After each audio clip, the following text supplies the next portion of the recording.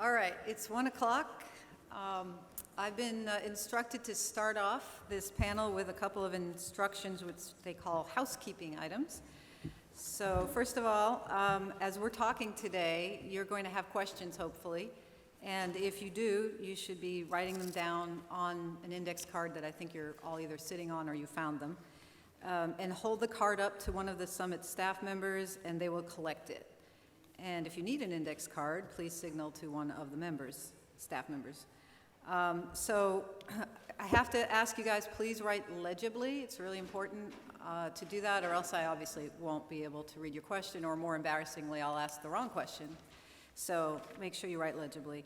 And then the other point, which I feel really hypocritical saying here, is that masks are required by the Prince George's County regulation, as well as by the conference venue, so you have to keep your mask on at all times, unless you're the moderator or a panel member on this panel. Ha! So if you need to take a drink of water, I can't believe I have to tell you this, or a bite of your snack, put your mask back in place right away, and thank you for your understanding and cooperation. Okay, so that's enough of that silliness. All right, so let's get started on this really cool panel, and thanks everybody for being here. As you know from the title, we are going to focus in the next hour on a challenge that has really, I think, been a huge challenge for our community, whether you're in the private sector, whether you're in the government, whether you're in FFRDC or even academia working with the government. I think we all know this problem of how do we do a much better job deploying technologies in an effective and timely manner to our warfighters and our intelligence officers. And as you all know, and some of you look to be as old as I am, and a few of them maybe even older than I am, yay, there have been a lot of studies on this topic over the decades, right? And we actually get a little fatigued with the question because most of us have read at least some of these studies. And they all, very consistently, and I guess you could say depressingly, identify the same root causes over and over again. So it's not that we don't understand we have a problem, and it's not that we don't understand that there are some root causes here we need to tackle. But the challenge comes about because I think fundamentally we really have to look at this as a holistic challenge, all right? One where we have to look at the development and the deployment of technology all the way from problem formulation, which is to make sure we build the right things, to program execution, right, which is how do we make sure we build things right, and then also with an eye to O&M, to make sure that the things that we build will have a sustainable value and impact. And if we just look at pieces of this, or we try to take shortcuts or band-aid approaches, as we've done sometimes in the past, we come up short. And I think we all intuitively know this, but we also know that doing this holistically requires a lot of work, and it requires a lot of honesty, a lot of really honest dialogue and discussion between the government, the private sector, our FFRDCs, and our academic partners, to get at what we actually need to do this more effectively. So today, we have a really awesome panel. We've got 3 people here. I'm not going to tell you a lot about each one because I want to get into their thoughts and perspectives, but I'll just briefly introduce them. In the center of the 3, we have Dawn Myricks. She is, well, up until very recently, she's the Deputy Director of the CIA for S&T. And I should point out that before that, she was at the DNI. She was an Assistant Director for National Intelligence for AT&F. And not the firearms folks, the acquisition tech and facilities. And maybe most importantly of all, as part of that time, she was my boss. So I can attest to her awesomeness. To her left is Dr. Roger Mason, who is now, what's your title, Roger? You're the president of the Space and Intelligence sector of Peraton, which is amazing. Peraton is just becoming a very big and important company in this sector. He's held prior positions that are equally impressive.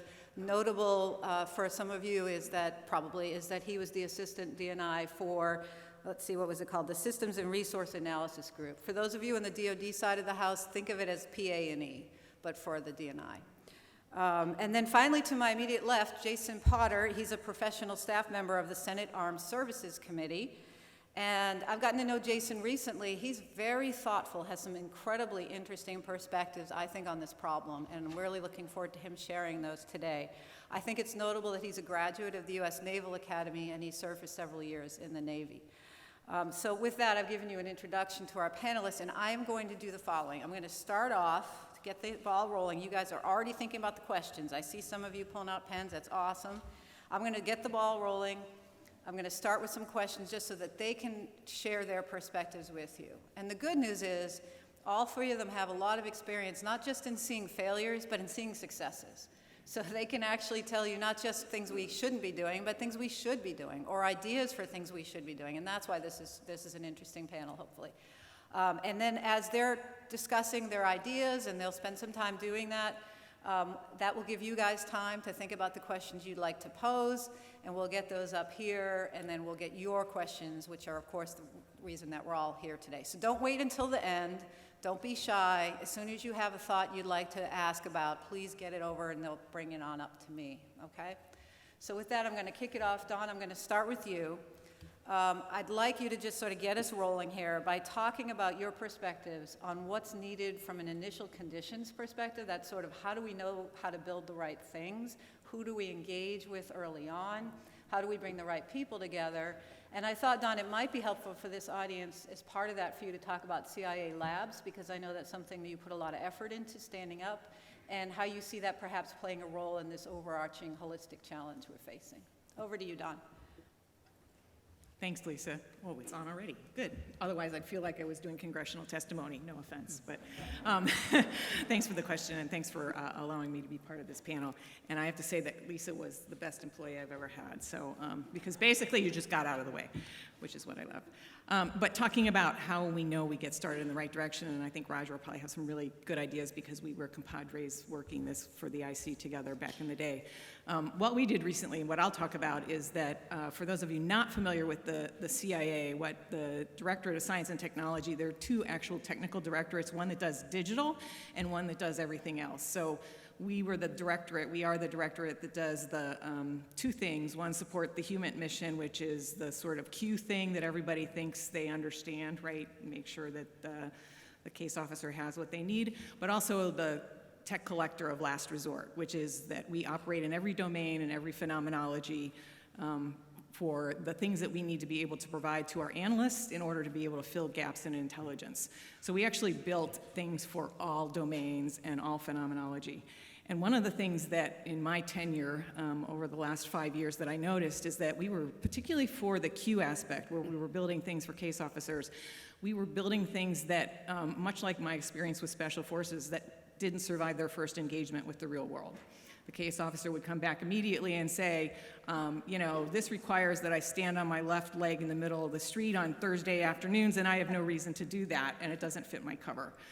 And so one of the things that we did, which I think is critical to being successful, is we took hundreds of officers and put them, we called it DST Forward, we put them into our mission centers, which are the areas that actually do operations, do the strategy, and then perform operations, because they needed to have that up-close and personal relationship with the actual users and feel like they were part of the band of brothers. So when something didn't go well, they felt personally responsible. So yes, we had requirement specs. We did all of those things because we didn't have to do resource allocation because we couldn't do everything that everybody wanted us to. But it made it much more personal and gave all of that context that an English language spec can't do. And I think that was critical, and we went through the genesis of that was we went through a really tough year where we had a bunch of losses and literally people died, and I can't say anything more about that than I just did, but it became very compelling that we had to change up the way that we were doing systems acquisitions because of the fact that it was not working just doing it on a piece of paper, pass it over the transom and wait for something to show back up. And the other thing that I'll talk about, Lisa's right, we are very creative. If you think about what the DS&T has done in the past, touchscreen technology, we still drive the battery industry. There's a lot of things that we've been first of a kind in. And so one of the first questions I asked when I got there is, why can't our folks hold patents? Because actually by law, each federal agency is required to have a lab that actually enables folks to license our IP that we invent with taxpayer dollars. And so it turned out we had one, but we had never used it for anything. It was registered, but never actually put in place. So I'm happy to report that about a year ago now, we finally put out a a shingle for CIA labs. And what that allows us to do is it puts us immediately into the federal lab category so that we can interact with the other 300 partners, academic partners, and other federal lab partners and have access to that without going through the process of a BAA or any formal document. We just become part of the lab, and then you can actually interact at a intellectual property level. So I'm also proud to say that we have 3 patents. One is fully, 2 are provisional, one is fully embraced, and that we are working on, at this point now, working with InQtel and others to put things like that into incubation. 1, because we have really good ideas, but 2, it also then helps with getting innovators to stay inside the government. And so the last thing I'll say before I shut up is that for all of you that are co-inventors with us, have a conversation about freeing that IP, because I'm mindful that we could lead 5G on a global scale if the technology that had been invented and perfected in the DoD for tactical environments over the last 20 years were licensable today to AT&T and T-Mobile and others, and Lisa is very intimate with that. But there's so much IP, and if you're only looking at the government to take it from the lab bench to production, I'd invite you to have that conversation with whoever you think your partner is. I told people I would welcome that conversation and figure out a way to get to yes, because it benefits everybody. Excellent, excellent, Don. And we're going to have a follow-up question on IP as well, because that is one of those really sticky challenges that I think prohibits our ability as a country to really leverage our collective capabilities in a more effective fashion, while still protecting, obviously, the IP that we all recognize as valuable.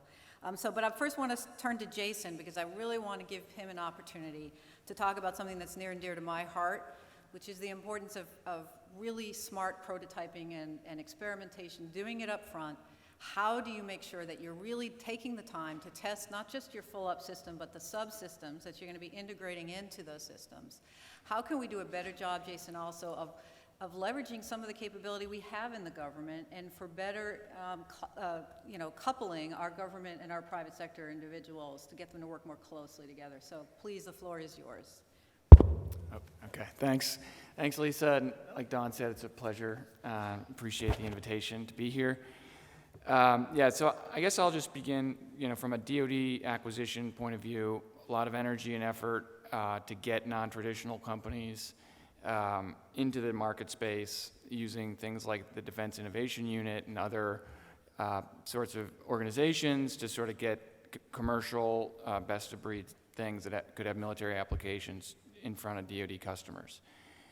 And so that's been, increasing opportunities, but and then initial demonstrations and things like other transaction authority kind of streamlined contracting actions have had some initial successes, but then in some cases these companies are running into a wall in terms of what comes next. It's kind of like you take your kindergartner to school the first day, they hang up their backpack, and then nobody tells them what to do now. So I think there's room to improve sort of that referral process for particularly these companies that aren't as familiar with DoD, haven't maybe had business with them, to the right technical place to work through systems engineering type issues. So if you're familiar with systems engineering plans, that kind of list of things that need to happen to take your product from where it is and what it was able to demonstrate to where it needs to be to successfully transition into a program of record. So it's kind of this valley of death thing, but particularly for new companies and new tech, if there is a technical, authority within DoD, the idea would be your item needs to find them so they understand what you're working on, your technical approach. You understand the military application that government technical person, is responsible for, and you can work together through a systems engineering plan to mature your technology and have it fielded. And so the idea as well is that is probably also the in-service engineering agent for that type of system. And being connected with the ISEA also helps in terms of sustainment as well, and just confidence with the program manager that you're going to be more of a benefit than burden, and that there is a sustainment plan that the ISEA can see and can understand, and you work with them. So there's lots more to talk about within what that systems engineering plan type of activity consists of. I mean, you're working on integration issues. It could be, like Lisa said, subsystem prototypes, so maybe it's a novel engine that we've never seen before as part of a bigger airplane, ship, whatever. Maybe just prototyping that propulsion train is worth doing by itself. And in the case of the Navy, that you'd go to the Navy Surface Warfare Center, Philadelphia.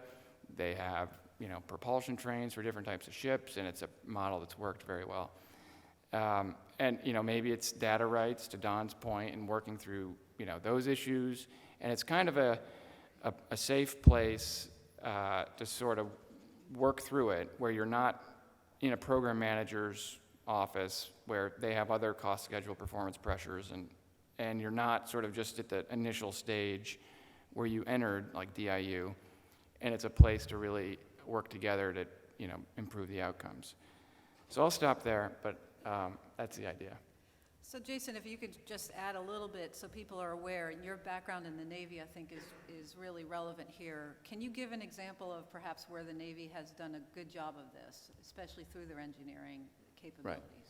Yeah, so I think the Flight 3 Arleigh Burke destroyer, if you're familiar with ships, is sort of a incremental upgrade in that shipbuilding line, where it introduces a new radar and called Air and Missile Defense Radar, and it also, there's engineering changes that are needed to support the radar.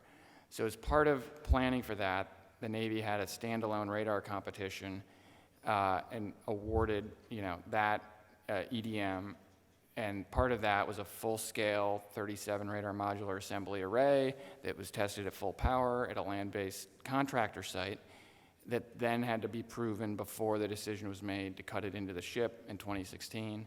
And then, basically from that point, the engineering plant was done at a government site because on the destroyers, the government's the integrator, because there's a number of different companies involved with software. And so, anyway, the investment was made there to replicate the engineering plant, and that they're staying ahead of the lead ship, which is being built in Pascagoula. And all reports are it's going very well. And the ship's on track to deliver in spring of 23.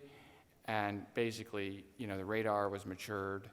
You got the propulsion plant. So these kind of critical subsystems that are make or break for the system as a whole, you figure out what's the right level of rigor. And in these cases, it was full-scale prototyping of a subsystem level.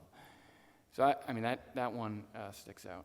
Yeah, I think that's a great example. And, in my time in the Pentagon, I would say the Navy is pretty good at being a system integrator on several key systems, and I think how we look at how they do that collaboratively with the industrial base may be something we can learn, and other services and other entities can learn from the successes there, and you've just given one. Yeah, and I would just say, there's pockets of technical, excellence around DoD, and not everything has one. And so in some cases, we're heavily reliant on industry to be the technical sort of chops. Mm-hmm. In other cases, the services are somewhere in DoD that are very strong. And it's sort of wherever your product fits, we want to sort of maximize the brain power. Exactly. For the component. Exactly. Roger, I'm going to turn over to you now. Obviously, you should feel free to comment on anything Don and Jason have said, but I'd also like to get your perspectives, if you don't mind, on how we should be also thinking about sustainment. I'm thinking your current experience and what Peraton does in terms of all the different support to the mission that it provides. And I'm particularly interested, you and I have talked a lot about, not a lot, but some about, we have to think about software as well as hardware. And people sometimes forget about the sustainment challenges around software. And if you don't think about that up front, that could cause some real issues for being able to upgrade effectively and so forth. But if you have some insights, some thoughts you think would be worth talking about and sharing, that would be really great. Yeah, absolutely. Thanks, Lisa, and great to be here. I might start off with, there's a time probably in every organization or every individual's life where you get religion on something, and before going into the sustainment piece, and the subject of system engineering has kind of hit us all over the head at some point or another, whether it's organizationally or individually. And I'll never forget, my first job out of graduate school, I was building sensors for an undisclosed agency, and I'm a physicist, and I'm working real hard on the package, And I finished the factory integration test, and like, all right, we're ready to go. And there was this old, I shouldn't say old, this was this retired former NCO Marine with a cigarette hanging out of the corner of his mouth. And he said, well, where are you going with that 60 hertz power supply? I'm like, oh, it's going overseas, and most of the places we're going to send it is going to be 50 hertz. So it was a really small lesson, but I got tattooed on my forehead that, okay, system engineering is important, and it's not just about the shiny object. And fast forward, it's actually an important part in terms of the life cycle of, from, you started us out, Lisa, in terms of from idea conception to the engineering, to the development, to the deployment, to the sustainment, and then ultimately to the actual disposal of those systems. And when we think about kind of the amount of resources that we spend on each one of those different pieces, and you go back in terms of the budget formulation, it's the operation and sustainments that eat your lunch. Yeah. So if you don't spend time thinking about the recapitalization, this is true in government just as much as in industry, if you don't think about the recapitalization a priori, before you know it, all of your modernization and readiness budgets are paying for operations and sustainment. And then it's just a very vicious cycle relative to, well, how do you recover from that? Because you've got the systems, and the only way of doing that is shutting things down. And no one ever wants to shut things down. So from an industry perspective, sustainment, you mentioned software. One of the things that we are trying to understand, and it sits at the nexus of kind of oversight, system engineering, verification and validation, and then operations and sustainment. Dawn and I had an expression when we were at ODNI together, and it was insight before oversight. And the idea was, let's make the things that we have to do in terms of major systems acquisitions that we get from the law and all the things that we have to do, let's make them useful to us such that we can improve the program as opposed to just grading someone's homework, because that really doesn't help everyone to the extent that we can actually move things forward. So from that aspect, one of the things that I think as a community we really need to get our minds around, and that is this whole notion of software-intensive systems that are being developed agilely.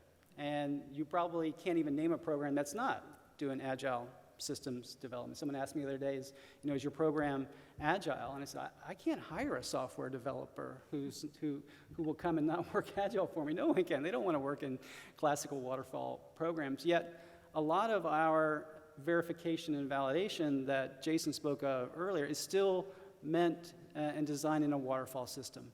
And so that means we have to start thinking about, as industry, how do we actually weave ourselves into that structure? Because it's not going to change quick enough in terms of the current set of programs. How do you weave an agile program with your story points and everything that goes with that in terms of your spins and releases such that it's compatible as the system engineering verification and validation community kind of changes over time? So those are the big areas that we certainly wrestle with, and I think we all can use that to kind of move things forward. Great. Well, we have a couple questions here that I think are really good, and one of them is a question I always like to hear and have a conversation about because it is challenging, and that's the question of IP that Don, you raised a little bit before. The challenge about, on the one hand, the government needing to be able to have enough access to what is produced so that it doesn't have to go back and pay $1 million for every ECP on a contract or whatever. On the other hand, you've got to respect the fact that the IP is oftentimes and usually the largest part of the value of a company is what I'm trying to say. So how do you balance these two equities in a way that allows us to get to what you were saying earlier, Don, about ultimately the government wants to be able to do its mission. So sometimes the government gets wrapped around the axis of, I need to have the IP, and I saw that a lot with my PMs at IARPA, and I'd say, well, what do we actually need? And can we have, to your point, can we have a better and more nuanced conversation on a program-by-program basis, frankly, with those who are going to be solving the problem with us, because perhaps we don't need all of the, quote, IP. We need to define what it is we do need to do the mission and allow the companies to go and run with it and do dual use and all that, which can then better help our entire country. On the flip side, there's a lot of interest here in the DoD in particular. You guys are probably seeing it. Agile is one word you have to use in all your proposals. MOSA is another one, right? The Modular Open System Architecture. That is a reaction, frankly, to what we're seeing in terms of a very broken process in the acquisition system. with a vertical integration of a prime owning the entire system, and then the DoD not having an ability to update it effectively. So I'd love to hear everyone's perspectives. I'm going to start with Jason, because sitting on the SASC, you probably have some perspectives on things like open system architecture, IP protection. Would love to hear what you have to offer to the group here. Yeah, thank you, Lisa. This is definitely a big issue, hot topic. No shortage of input, both from industry and DoD in terms of how to do this. So I think, taking a step back, a lot of the sort of contract clauses, DFARs, whatever, were created kind of in a pre-software rich time. And so there's a lot of squabbling about what government purpose rights mean, what really has to be turned over, what are we talking about when we try to write a contract and define software deliverables and things like that. And so that's tough just to begin with in terms of trying to wrap your arms around cleanly, defining what you're talking about. And then there's sort of the companies, their acquisition business capture strategy and kind of how they bid things and what they assume about follow-on contracts and sustainment and things like that. And there's the government's ideas about what they're going to get, and then, and a lot of this runs down the path to sustainment, and what is the sustainment strategy? And then what are the data rights needed to meet that strategy? And having industry and the government both sort of understand that end state in terms of there's the initial procurement, there's fielding it, but then the in-service, software support, who does that?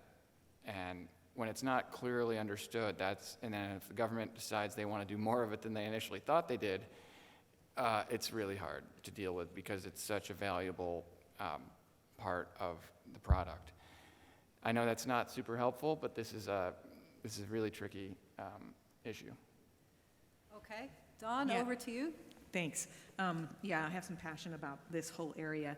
So the agency is in the process of literally hiring lots more attorneys. I can't talk about numbers because we can't talk about those things, but a lot more attorneys to deal specifically with this issue because it's such, to your point, Jason, it's always, every single conversation is a one-off, right?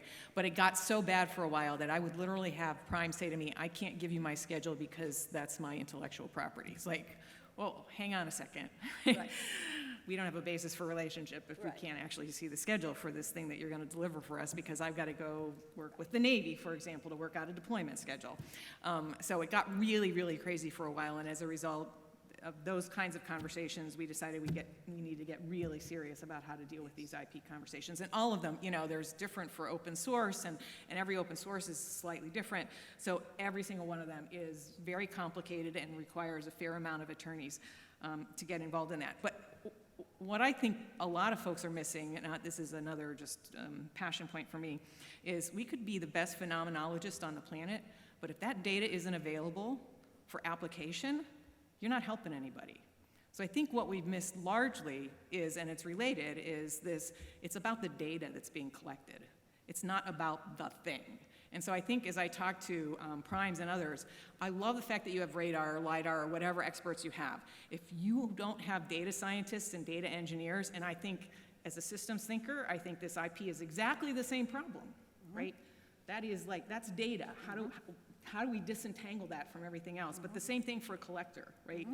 And my challenge to you is, do your 25-year-olds want to be working on the same thing 20 years from now? Even if they're not revolutionists, they want to do evolution. And if you've got such a closed architecture and the data isn't available that it takes the person in the corner with the black hat, then you're not doing the right thing on so many levels, right? So that's why I'm so passionate about this whole IP discussion, because I think we're treating it like it's this other than, and I see it in the way we design physical systems. Yeah. And again, it's back to it's a system problem. So if we think about how we manage IP as part of how we manage overall data associated with the program, I think we're on the right track. And I'd love to see a revolution in that space. And I think we're starting to see beginnings of it, but I'm still disheartened by the number of folks that say, well, I have the best radar person on the planet. Yes, but nobody can get access to that radar data except through your system. So you're not actually helping me solve the problem, because no problem is solved by a single collector anymore. I don't know of a single problem solved by a single collector anymore. I'll get off my... No, that's excellent. That's excellent. And so, Dawn, would you say as part of what you're saying then, you know, people need to have this dialogue. They need to be, rather than just when your program manager who may be a GS-13 and they're following the FAR or some equivalent, and they're like, well, I have to ask for GPR because that's what the template says. I would say, you guys tell me if I'm wrong, but you don't push back and say, well, wait a minute, can we have a conversation about this? Because what do you really need? Where can we get to a point where we have a mutual consideration, which is really what a successful negotiation always is?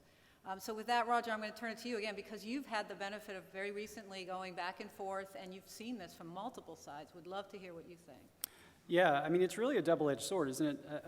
You know, from the government side, I mean, no one wants optionality reduced with vendor lock-in. I mean, that's hard to argue with.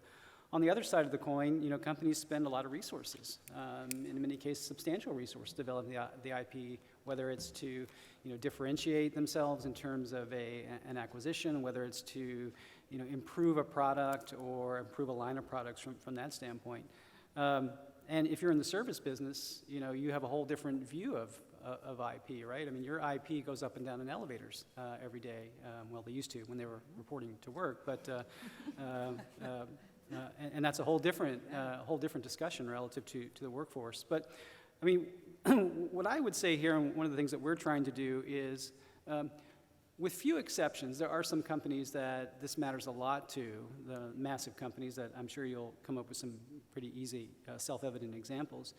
Put your IP not in infrastructure and platform, and more in terms of applications, if I can use the software analogy on that. That's where you can differentiate yourself with less intersection or with less kind of transgression, so to speak, in terms of the open architecture. Because as Dawn pointed out, and I think it's fair to say most government folks responsible for large IT systems, they can't afford to have vendor lock-in or have a closed system where you can't bring your wares to the fore.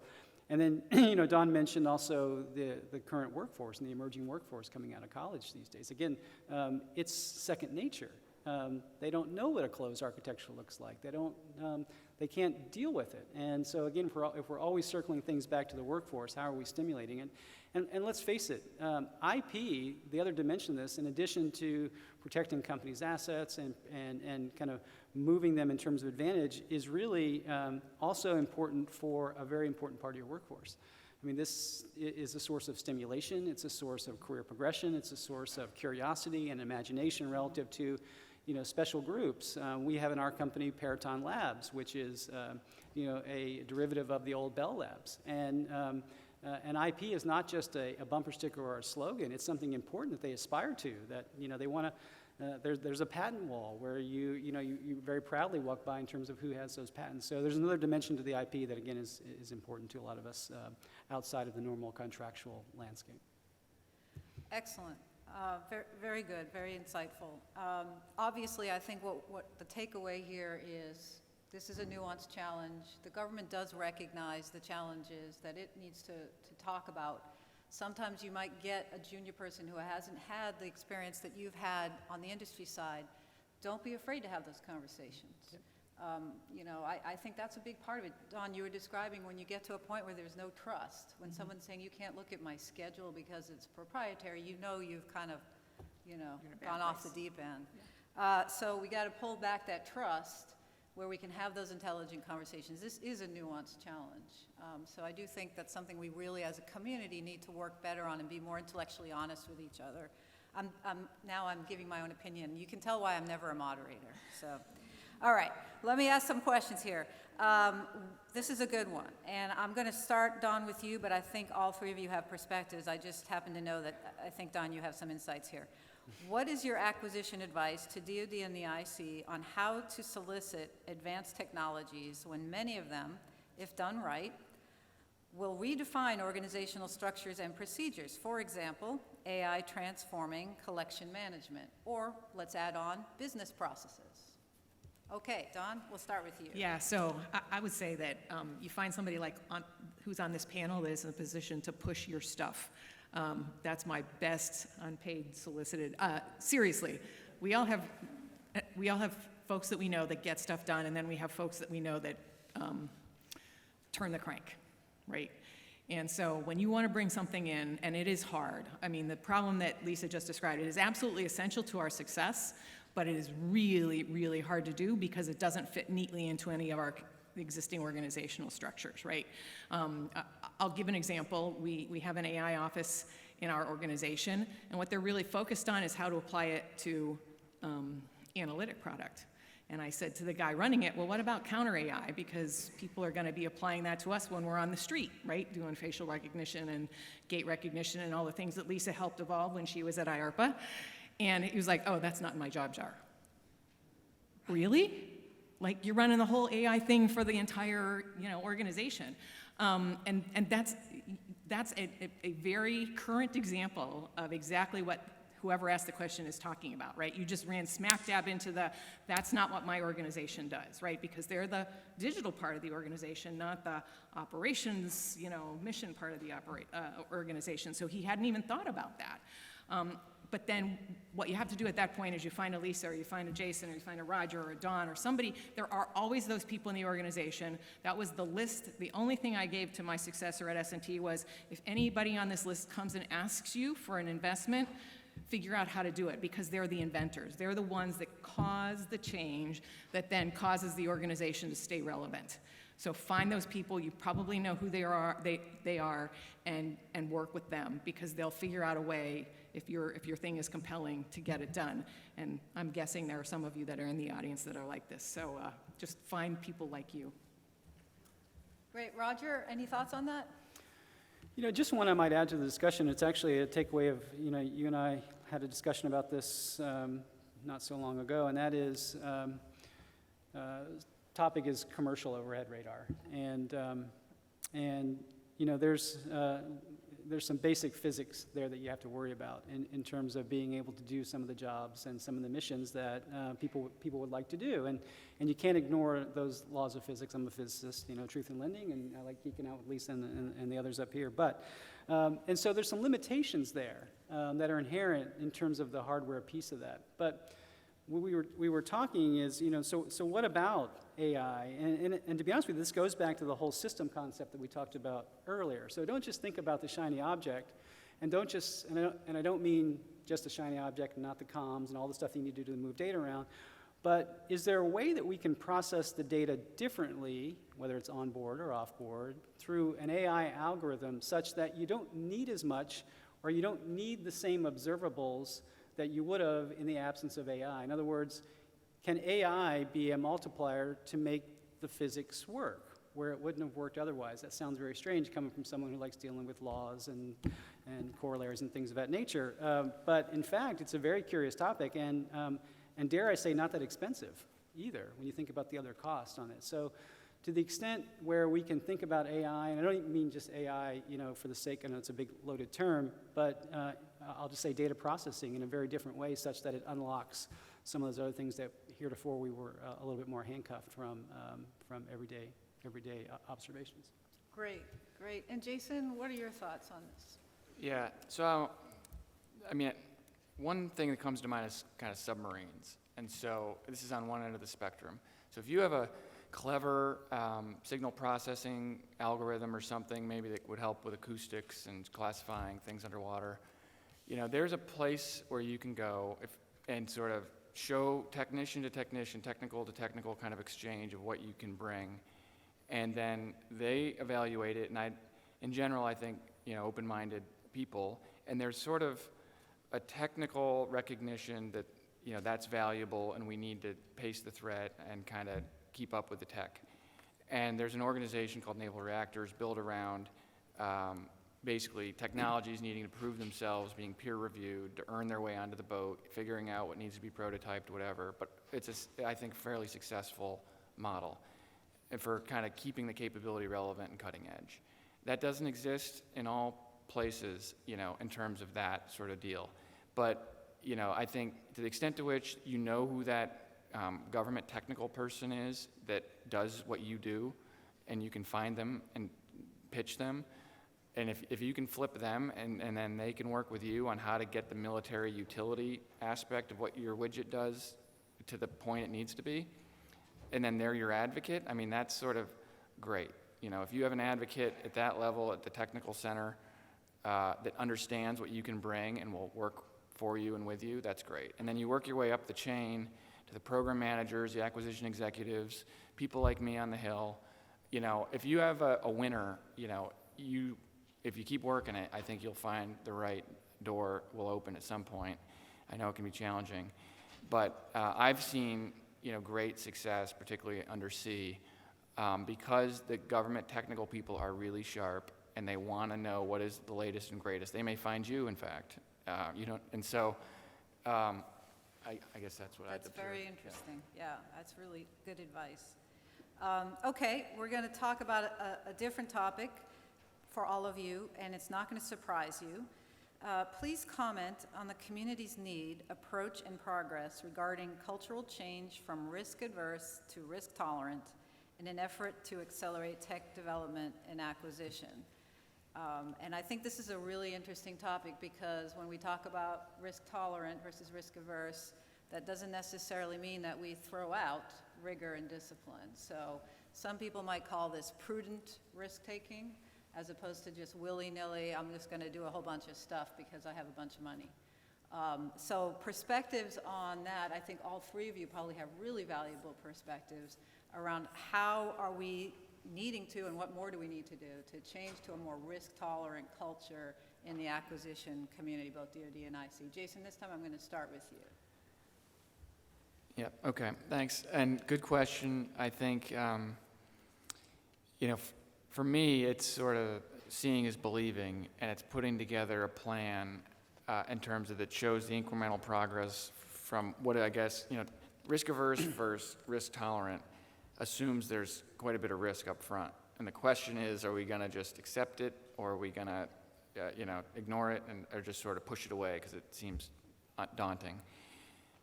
What I've seen work is sort of breaking it up into smaller pieces, little wins, try to get some momentum, prove the critical parts of that, you know, at a smaller scale that then shows, you know, basically individual technologies are mature or maturing, and then there's an integration piece eventually when it needs to come together.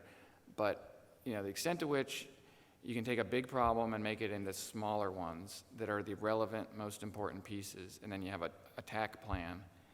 I think that's how you build confidence, and I think, honestly, is sort of the best we can do in terms of deliberate planning to get through risk. And if you don't do that, and you're not on some sort of deliberate plan, I think you really aren't, you know, your risk register is pretty unbounded. Don? Yeah, we chatted, and Roger and Lisa and I were indicted co-conspirators on this, but when we were all at the D&I, we saw, you know, the difference between doing a COCOM device on a phone and the difference between, you know, next generation aircraft, for example, there's a big span of risk there. The problem was is that if you got designated an MSA, you got exactly the same oversight regardless. So collectively, we put together this idea that if you were doing something that was what I'll call highly risky, right, that you decomposed it and that you didn't become that MSA designation right away, that if you were doing a pilot of some sort, either for the whole system or a decomposition of the system, that there was a different status that we would put you in consultation with our partners and our customers so that you could take on more risk. And it really was trying to encourage folks to lean in again into the hard problems so that they weren't on report to Congress immediately if they missed, you know, their first milestone. The other thing that we started talking about internally, and Roger's got some experience with that because he's one of the providers on something that got designated one of those kinds of pilots, so he can tell you how that's going. Love that about government. You start something and then 10 years later you find out how it worked out, but for things like this. But the other thing we're paying more attention to internally too is manufacturing readiness levels, which is something that I never hear talked about from an MSA perspective or from a formal acquisition perspective, and Roger hit on this a bit, but if you got great TRLs, but it's not fit for manufacturing at scale, then you've got a whole nother set of problems, and that usually manifests itself in O&M tails that you can't deal with, right? And so we've also brought in, and it's not anything formal in the acquisition process, but it's something that we're doing inside of our organization, is we're talking about TRLs as well as MRLs, and we never build, like even 30 of anything. But we are talking about that because if it's not easily manufacturable or if parts can't easily be replaced, then you come into this where you're eating your seed corn because everything is a one-off, and so, one part going down is the same as almost starting over. So that's another thing that I think should be added to the acquisition thinking, particularly when you start talking about the scale of DoD. Absolutely, excellent point. Roger? Yeah, I'll come at this from two angles, somewhat differently. Unfortunately, I can't talk about that system because it's classified, but that's normal for our business. Yeah. But it's Sorry. going really well. There's a proof point. How's that? We'll assert there's a proof point. Let me kind of put a little bit more backdrop to the thing that Don just talked about, because it's really important, and that is, and if I even take it back a half step further, Lisa commented that there's a collective set of studied reasons why things fail, acquisitions fail, and one of those ones that come out is technology immaturity across many, many years. And like many things, we sometimes have a tendency to swing the pendulum a little bit too far. And so there was a time when we were doing this where actually the word tech demo was kind of a four-letter word, even though there's more than four letters there. It was not really viewed well at all, and rightfully so, because there was a number of tech demos that actually resulted in some failures, and we spent a lot of resources on those. But at the same time, you can't throw the baby out with the bathwater because you need the innovation, you need the advancement. And so this concept that Don started, and then our good colleague Kevin Miners kind of implemented for all of us, really, is it wasn't a tech demo, and even the words, which are important, we called it an engineering requirements demo. And that wasn't just to put a new bumper sticker. It was meant to be really purposeful in terms of this demo. This demo was actually used to not only inform a future system or a future vehicle, but to inform an architecture. And there's one, and many of you know, that has just been a wild success in this capacity. It's completely enabled us to reimagine how we view a certain space architecture. And we have to give credit. The NRO has done a great job in this. And again, sorry for speaking in generalities there. So it was important. It was important for all those reasons. It wasn't just a label change. It was about applying the appropriate insight/oversight where it needed to be, but to also allow the developers some degrees of freedom such that they could exercise those, and in this case, prove wildly successful, and is going to really not only allow us to imagine new architectures, but do it in a much shorter time period. The other angle I'm going to attack at this, and I know there's a lot of industry in the room as well too, and that's risk aversion on a different level. And that's the risk aversion between kind of a triad between mission, acquisition, and contracts. And certainly from the industry side, we have definitely seen the trend, not in all cases, and some agencies do it much better than others.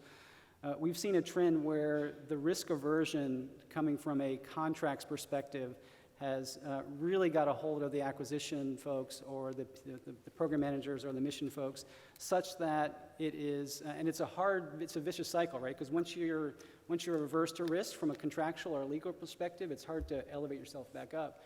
But the net effect is, as many of you may know, is it suppresses communication, that very thing that Lisa talked about in the opening. It suppresses that industry dialogue. So if there's anything that we can do as a collective group, industry, government, FFRDCs, academia, that's something that, and it's not going to happen. It's not going to happen with one, broad stroke. It's going to be, building block over a building block, is to try to recover some of that risk aversion such that we can have a much more healthy dialogue where it needs to take place. And again, there's probably many examples in the audience for that.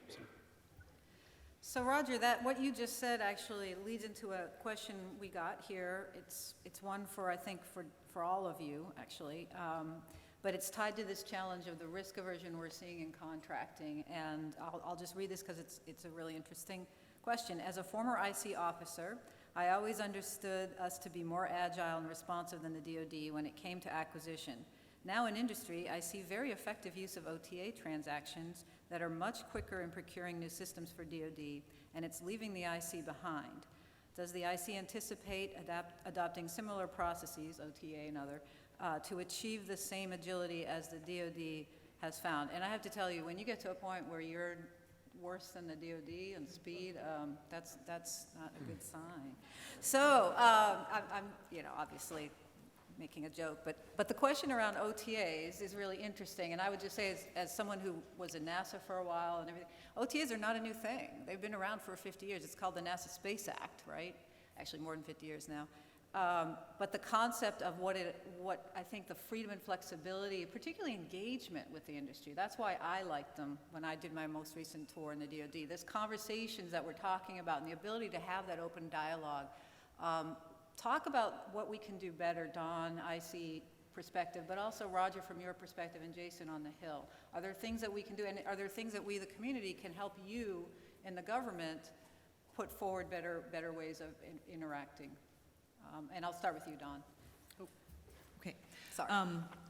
So, yeah, this is another area. I just came off of running a tech study for our director, looking at adoption and how we become more agile in terms of adopting emerging technology and with application to mission. And the interesting thing, I'm not going to talk about the results of the study other than to say that one of the questions that we asked, and we did an employee-wide survey, was we stuck a bunch of acquisition contract acronyms in a chart and said, do you know what this is and would you ever use one? And it included things like BAAs and PIAs and things like that. And most of what it covered was these OTAs, Okay. right? And I'm sure nobody here is surprised that less than 50% of our folks even knew what the acronyms were, and less than 10% said they had ever used one or were likely to use one. So I think there's a general, and we talked about this a little bit in prepping for the panel, there's a general lack of understanding for the folks that are actually trying to acquire this stuff. And I'm not talking about contract officers, I'm talking about the technology officers that are trying to build things, right? They don't even know, so they're completely reliant on the contract officers. Generally, this community, I'll say writ large, USG, does not take good care of their contracts officers. And it's kind of like back in the day when I first joined government, nobody ever got fired for buying IBM. Nobody ever gets fired for using standard contracting authorities, right? So we're kind of in this vicious circle, I think, where the contracts officers are so overworked, so underappreciated that they default to we know how to do FAR-based acquisition.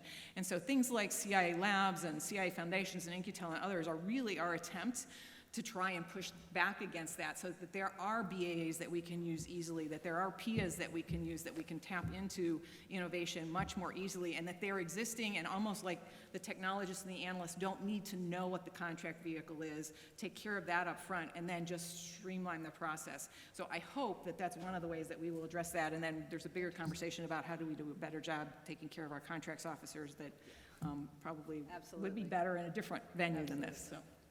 Jason, what are your thoughts on this? You've obviously probably been lobbied on this topic quite a bit. Yeah, I think, it kind of comes back to what is it that you want to do? I mean, there is enough flexibility, I would argue, within old DoD 5000. There's enough flexibility within the adaptive acquisition framework in terms of big picture acquisition guidance. OTA is a tool, PIAs, CRADAs, et cetera. There's a lot, BAAs, lots of things, lots of ways to get on contract. The question is what comes next? How long is that good for? It's going to be good. You're going to get in the door. But kind of my original comments, you've got to take that lodgment and then work your way inland. And I think in general, it's through the technical community to the extent there is one. And then that gets you into a more long-term contractual situation because in many cases, a FAR-based contract is a great place to be once you're a program of record. And that's usually the goal.